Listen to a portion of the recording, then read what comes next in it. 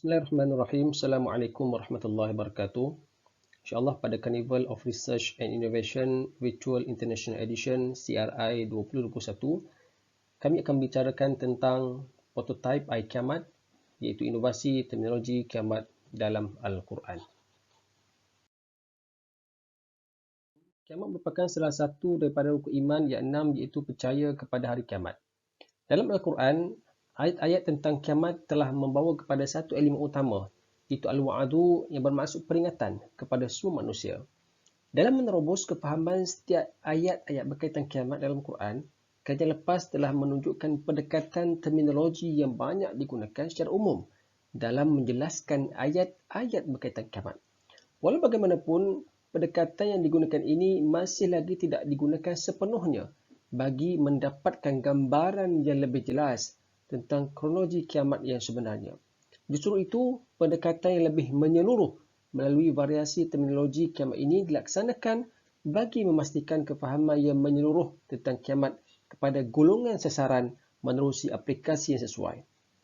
Kajian ini bertujuan untuk menentukan terminologi kiamat dalam Al-Quran, mengenal pasti informasi setiap terminologi hari kiamat dalam Al-Quran, merumuskan perbezaan antara setiap terminologi hari kiamat dalam Al-Quran, dan membina ruang informasi dalam talian untuk kelestarian Muslim.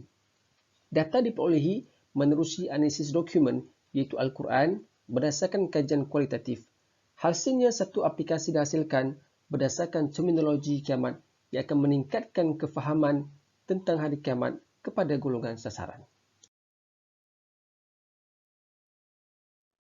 Problem statement: adakah pemahaman terhadap sesuatu rahsia dalam Al-Quran berkait rapat dengan susun atau perkataan yang menjadikan sesuatu ayat dengan gaya bahasa tertentu?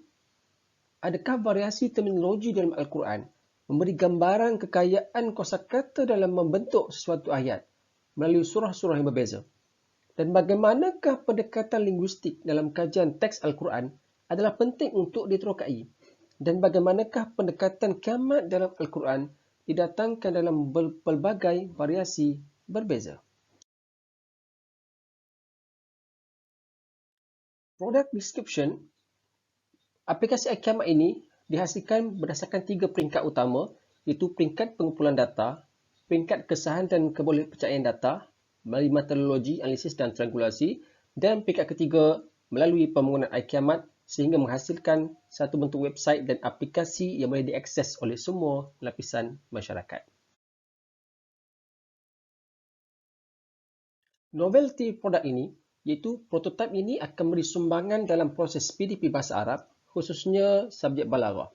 Yang keduanya, terminologi adalah berdasarkan variasi lafaz kiamat dalam Al-Quran.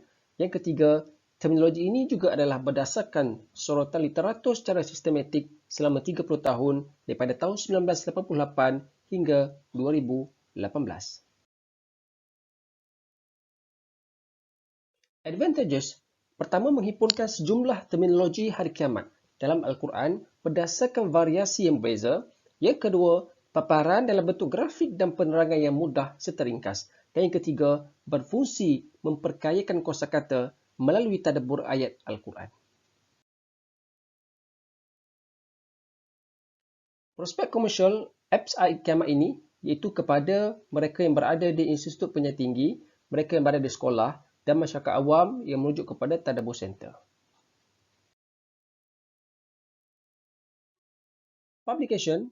Pertama, Variation Word of Kiamat in Quran, a General Review, International Journal of Humanities, Philosophy and Language pada tahun 2019. Yang kedua, Research on Judgment Day, 13th Year Systematic Literature Review, Umran International Journal of Islamic and Civilization Study pada tahun 2020. Akhir sekali, terima kasih daripada kami, iaitu saya Dr. Khairul Ashraf bin Muhammad Nasir, Pensyarah Kanan Program Bahasa Arab dan Kesusastraan Islam, Fakulti Pengajaran Bahasa Utama USIM, dan juga ahli Puan Siti Nurbain Cik Harun, Guru Bahasa Fakulti Pengajaran Bahasa Utama Universiti Sains Islam Malaysia, kepada semua juri dan kepada semua yang telah menonton petang ini. Sekian, Assalamualaikum warahmatullahi wabarakatuh.